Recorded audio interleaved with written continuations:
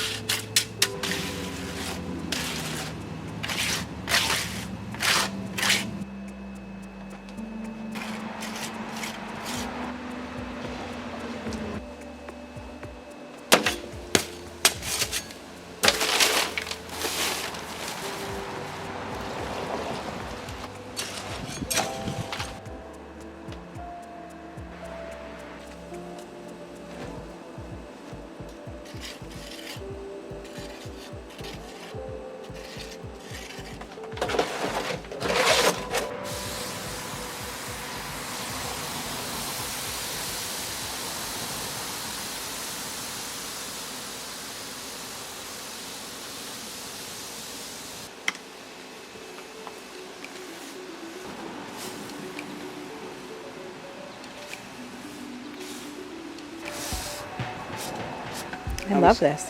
We started off with such a small area. We weren't sure if we'd like it, but I think it looks nice, and I think we'll probably expand.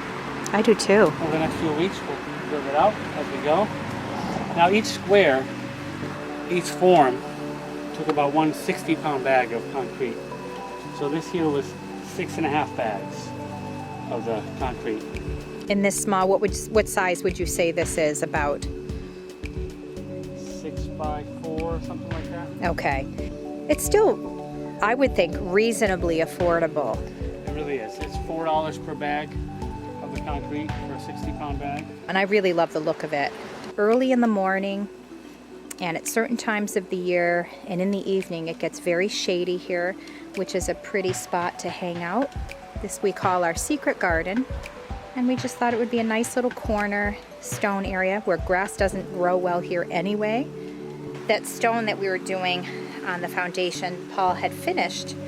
It's only been primed, hasn't been painted. It's only been primed. We haven't finished it, but we're slowly working on little parts of the garden, little by little. Here's where our side garden is at this point.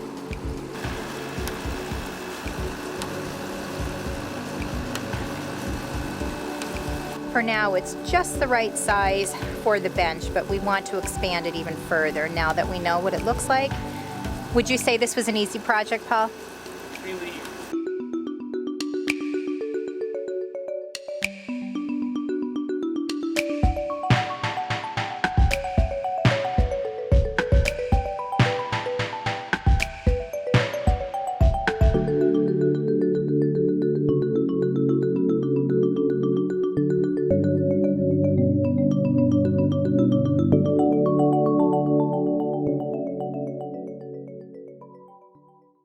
Right now we want to extend this vegetable garden to go a little bit further, but it won't really be all vegetables anymore. We do have asparagus and rhubarb, which we want to keep there, but we have like a fertilizer plant over here in the corner. But what we're deciding to do is extend the bed further, make this all mulch, We're going to plant a baby snowball bush that actually grew from one of our snowball bushes we already have. And we're going to put a forsythia. We're going to try a forsythia. Apparently, if you stick the sticks in water and wait for them to root, I've even heard people just stick the stick right in the ground, it will actually grow a forsythia bush. We're going to give it a shot, maybe over here and a snowball bush over here, and then we're going to continue to keep our rhubarb and asparagus over there, maybe even some more plants. This is just the start.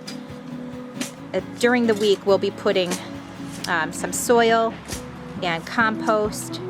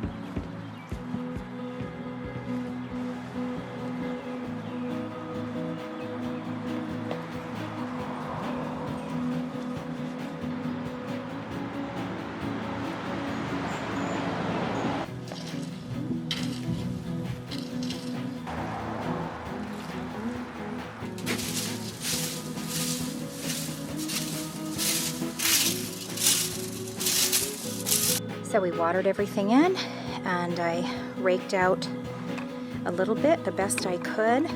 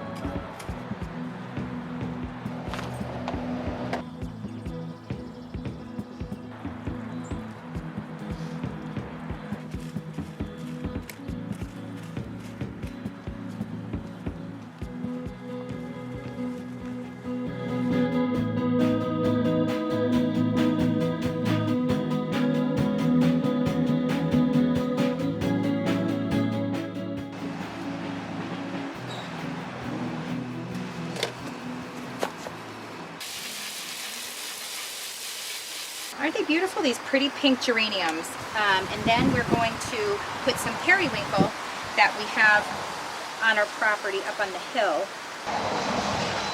Here. So we're going to put these on each end, and then a little periwinkle on each other corner, and they will, with a little fertilizer and a little thyme, they'll spread out and be really lovely.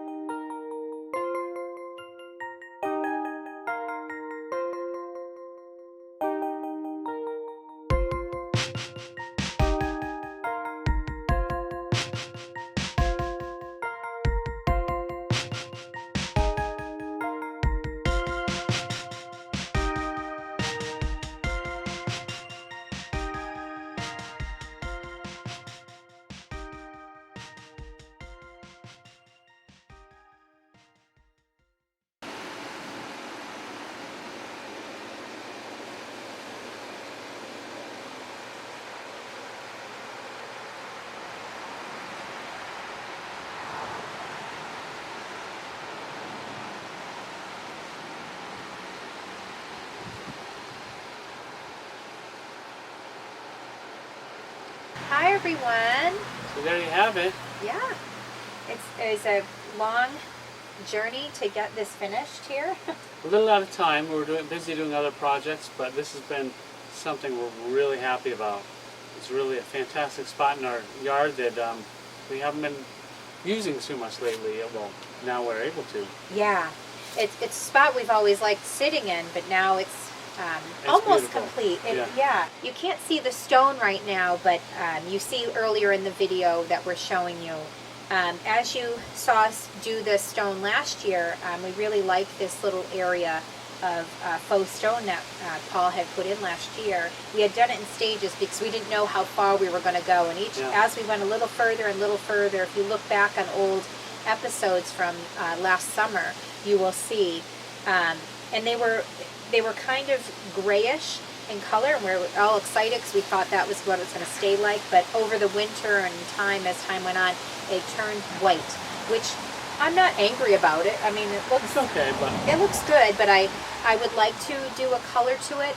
I've been wanting to tackle it this week, and we have not had weather for it. no, intermittent rain. So Yeah. So we're planning on staining it at some point. Yes. In the near future, anyways. There is a stain meant for stone, and you can pick different concrete. for concrete, Right. and you can find different colors as well. So we're kind of trying to decide what color we want, and also find the time without the rain. But with the exception of that, everything is done. Everything, with the exception of a few plants, are mostly perennial. So they will come back year after year and give us that full plant feeling. We have a lovely oak hydrangea in the corner that will, it'll grow into be a big full bush. It will hide the meter on the side of the house. We have a grass strategically placed for the water meter. It'll really come together in time.